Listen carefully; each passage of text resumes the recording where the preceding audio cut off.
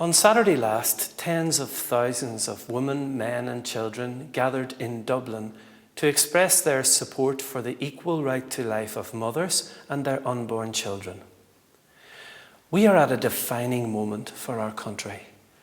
The gospel of life is at the heart of the message of Jesus. He came that we may have life and have it to the full. The gospel challenges us to work for a world in which the dignity and beauty of every human life are respected. The right to life is the most fundamental of all rights. It's at the foundation of all other rights, and no individual or state has the right to undermine the right to life. Yet the Irish government is proposing abortion legislation that will fundamentally change the culture of medical practice in Ireland. For the first time, legislation will be enacted permitting the deliberate and intentional killing of an unborn child. This represents a radical change. Every citizen, not just people of faith, should be deeply concerned. We value the skill and efforts of our doctors, nurses and other care professionals who've helped to earn Ireland's place as one of the safest countries in the world for mothers and their babies during pregnancy. Catholic Church teaching is clear. Where a seriously ill pregnant woman needs medical treatment, which may put the life of her baby at risk, such treatments are ethically permissible, provided every effort is made to save both the mother and her baby. This is different from abortion, which is the direct and intentional taking of the innocent life of the unborn. No matter what legislation is passed in any country, abortion is and always will be gravely wrong. The government is under no obligation to legislate for the X case. People are being misled. We challenge repeated statements that this legislation is about saving lives and involves no change to the law or practice on abortion. Legalizing the direct and intentional destruction of the life of an unborn baby can never be described as life-saving or pro-life.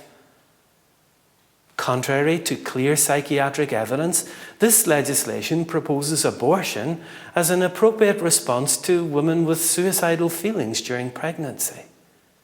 It's even possible to envisage, as a result of this legislation, the deliberate destruction of a child who could otherwise be saved right up to and including the moment of birth. Furthermore, we challenge assurances that the proposed legislation will provide limited access to abortion. As published to date, the legislation will allow for a very wide margin of subjective professional assessment by which the deliberate destruction of an unborn baby can be legally justified. As we've learned from other countries, such legislation opens the door to ever wider availability of abortion.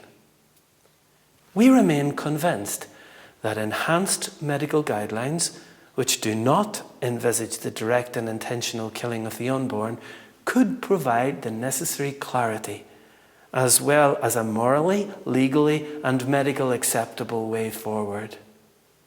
While good health can normally be restored, life, once taken, can never be restored. Freedom of conscience is a fundamental human right. A state that truly cherishes freedom will respect the conscience of its citizens, including its public representatives, on such an important human value as the right to life. It's ethically unacceptable to expect doctors, nurses, and others who have conscientious objections to nominate others to take their place.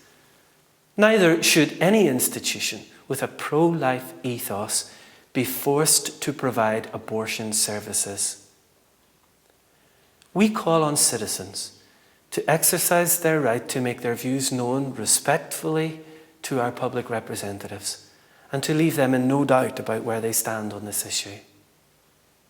We ask our public representatives to uphold the equal and inviolable right to life of all human beings, even if this means standing above other pressures and party loyalties. We also invite our priests and people to continue to pray the Choose Life prayer at Mass and in the home, that the dignity and value of all human life will continue to be upheld in this country. Some mothers today are facing difficult or crisis pregnancies. Other people who have had or who have assisted with abortions may be reliving what happened in the past. They deserve to receive all the love, support, and professional care that they need.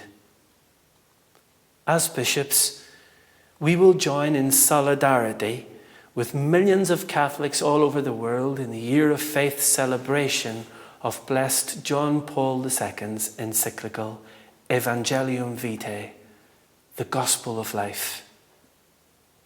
Every human life is precious. Every human life is beautiful. Every human life is sacred. Choose life.